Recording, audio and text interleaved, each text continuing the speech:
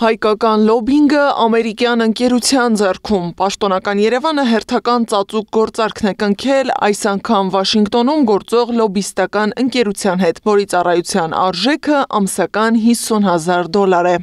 Մերկուրի, սա է այն ընկերությունը, որը պիտի առաջ տանի հայկական լոբինգը Միացյալ Նահանգներում։ Պայմանագիրը կնքվել է 1 ամիս առաջ, ապրիլի 1-ին։ Ստորագրել է Մերկուրիի Ջոն Լոներգանն ու Ամերիկայի Միացյալ Նահանգներում Հայաստանի Հանրապետության դեսպան Լիլիթ Մակունցը։ Լոբիստական ընկերությունը ստանձնել է պարտավորությունների մի ամբողջ փաթեթ։ Պաշտպանել հաճախորդի Հայաստանի շահերը կոնգրեսում եւ վարչակազմում, ընդգծել Հայաստանի աշխարհաքաղաքական եւ ռազմավարական նշանակությունն ու դերը որպես Հարավային Կովկասում Ամերիկայի Միացյալ Նահանգների տարածաշրջանային եւ համաշխարհային շահերի կարևոր գործընկեր, զարգացնել Հայաստան-Միացյալ Նահանգներ տնտեսական, առևտրային, ներդրումային եւ տեխնոլոգիական գործակցությունը, հաճախորդին Հայաստան ներկայացնել որպես հեղինակավոր եւ վստահելի ռեսուրս վարչական պաշտոնյաների համար համապատասխան հարցերը վերլուծելիս եւ քննարկելիս, ներգրավել մտավորական համայնքին, հաճախորդին Հայաստան հետաքրքրող հարցերի քննարկմանը, հաճախորդին Հայաստան տրամադրել ռազմավարական հաղորդակցության եւ լրատվամիջոցների հետ կապերի ծառայություններ։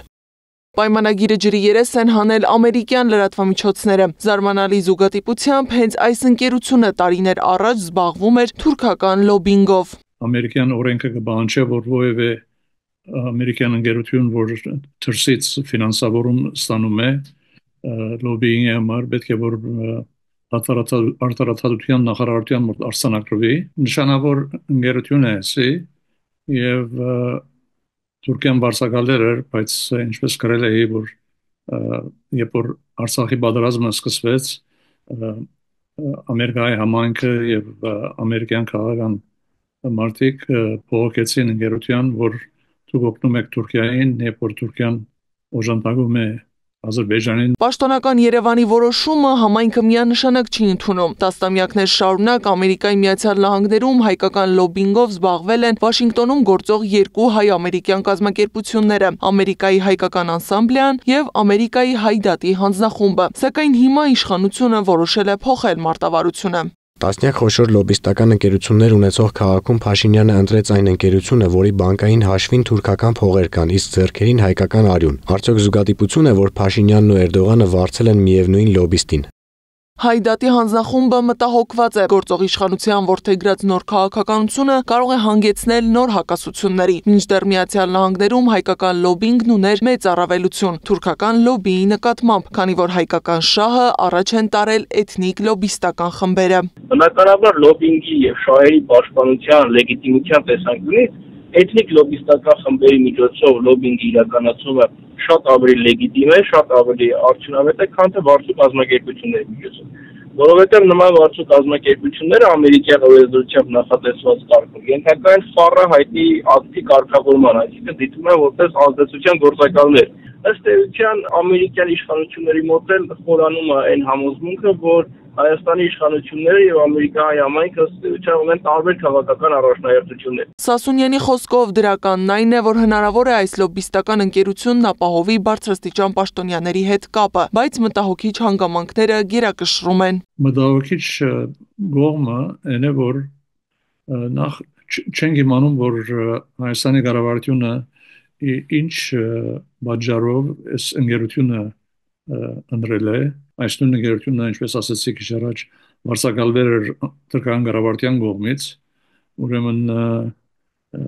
շատ դժվարություն թողել էր համայնքի վրա։ Վաշինգտոնում Հայաստանի դեսպանատունը քիչ թե շատ գործակցում է հայկական անսամբլեայի հետ, իսկ Ամերիկայի հայ դատի հանձնախմբի հետ ոչ։ Կազմակերպության առաջնահերթությունները հակասում են պաշտոնական Երևանի առաջնահերթություններին։ Հանձնախումբը վստահ չէ, որ Հայաստանի դեսպանատունը Մերկուրիին չի տա այնպիսի քաղաքական հրահանգներ, որոնք կհակասեն հայ-ամերիկյան երկու խմբի Միացյալ Նահանգների պաշտոնյաներին ուղղված ուղերձներին ու առաջնահերթություններին։ Խոշորամասշտաբ աշխատանքներ են իրականացում, որպեսզի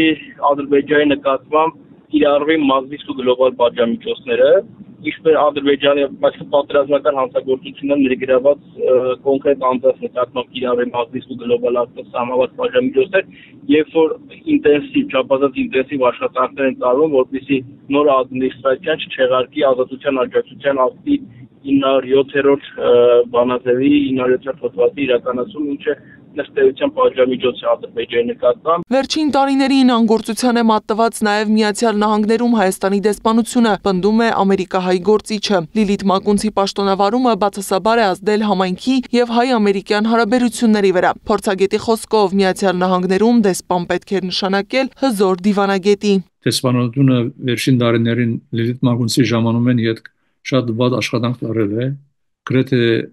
ներկա չի եղել ոչ մի միջոցառման, ոչ մի նախաձեռնություն չի արել, գաբեր չի հաստատել, ուրեմն Հայաստանը այսպես անդեսված մի երկիր էր շնորհիվ այդ դեսպանը, որ Փաշինյանը ուղարկել է։